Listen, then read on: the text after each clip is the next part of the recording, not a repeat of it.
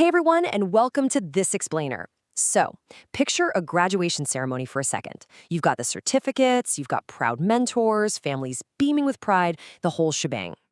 Now, I want you to imagine that exact same scene, but it's unfolding inside the walls of a medium security custodial center in Adamawa State, Nigeria.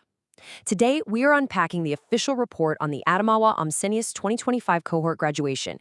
It is literally a masterclass in practical rehabilitation, and we're going to see how it actually played out in the real world. Right off the bat, this brings up a pretty massive question, one that kind of flips our traditional view of the justice system totally upside down. Can a prison actually be a place that creates entrepreneurs rather than just a facility for holding inmates? That is the exact premise being put to the test here. We hear about restorative justice all the time, in theory, right? But today, we're looking at the hard evidence of it in practice. Let's see how this initiative is attempting to transform time served into time learned. Let's dive right into Section 1, the Onesimus Inspiration. Look, pulling something like this off, it takes a village, or in this case, some serious organizational muscle. The driving force here is Prison Fellowship Nigeria, specifically their Adamawa State chapter. But they definitely aren't working in a silo. This is part of a much wider justice reform program, and they've partnered directly with the Nigerian Correctional Service and the Rule of Law and Anti-Corruption Program. On top of that, it's all supported by international IDA and funded by the European Union. So it's this highly coordinated, massive effort to bring real resources directly to the inmates. You might be wondering about the name, Onesimus. It actually perfectly captures the core philosophy of the whole project. According to the report presented by the state program manager, Professor Solomon Ade, the project is inspired by the biblical story of Onesimus, who was a runaway slave that ended up returning completely transformed and useful to society. So the program operates on this one very specific conviction, that absolutely every incarcerated person retains their inherent dignity, and they all possess the capacity for positive change. It's entirely built on principles of accountability, healing, and true reconciliation.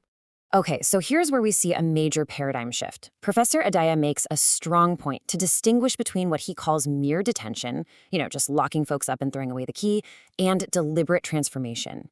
This is an evidence-informed model. It's not just about punishment. It's about providing genuine psychological healing and setting people up for sustainable livelihoods. They aren't just doing time anymore. They're deliberately engineering a path forward for themselves. Moving on to Section 2, how the program works. This wasn't just a here's a hammer, go build something kind of deal. The program is very strictly divided into two distinct phases. Phase 1 ran from August to December of 2025, and it was focused entirely on behavioral modification. Literally for 4 months, the inmates just worked on self-awareness, moral reasoning, and life skills. This psychological foundation was absolutely crucial. It had to be laid first.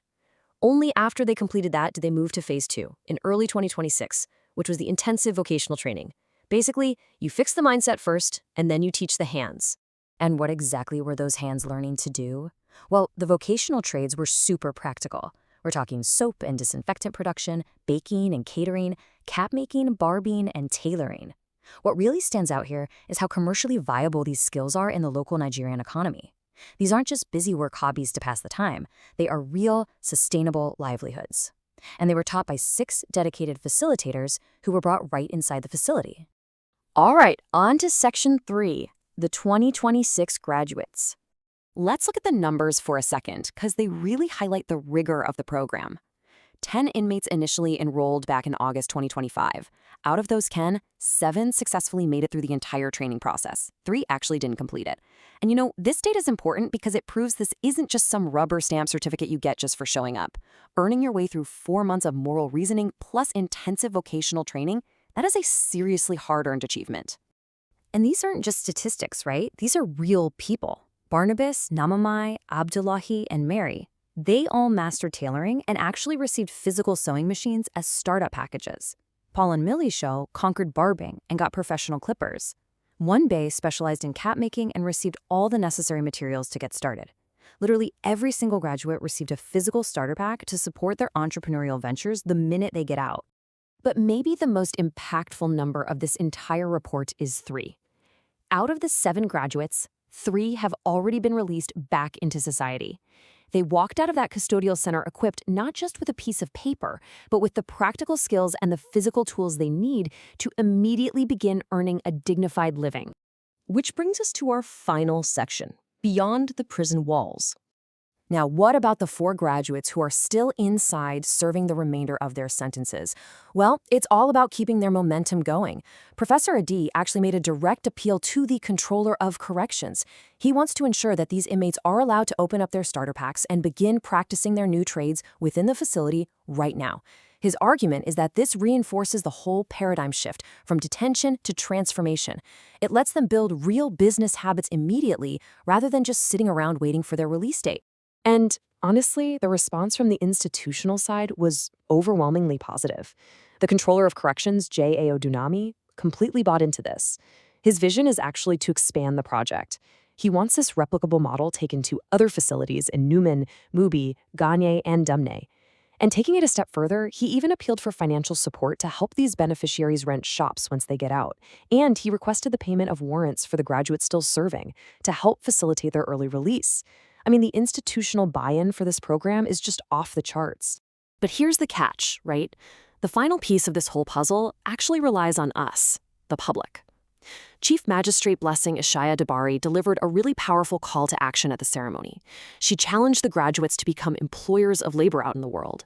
But she noted that true reintegration requires society to do its part. We have to stop stigmatizing ex-inmates and actively choose to patronize their businesses. Think about it. If society won't buy the soap, the bread, or the caps they make, the cycle of recidivism is just going to start all over again. Which leaves us with a final and pretty provocative question to think about. We've seen the blueprint, we've seen the incredible hard work of the graduates, and the absolute dedication of the correctional system. The Adamawa Onesimus Project has definitively proven that you can engineer entrepreneurs out of inmates. But the ultimate success of this whole thing rests outside those prison walls. So will society actually be ready to step up, put aside the stigma, and patronize the businesses of these newly transformed individuals? It's a real-world challenge for all of us. Thanks so much for joining me for this explainer, and I'll see you next time.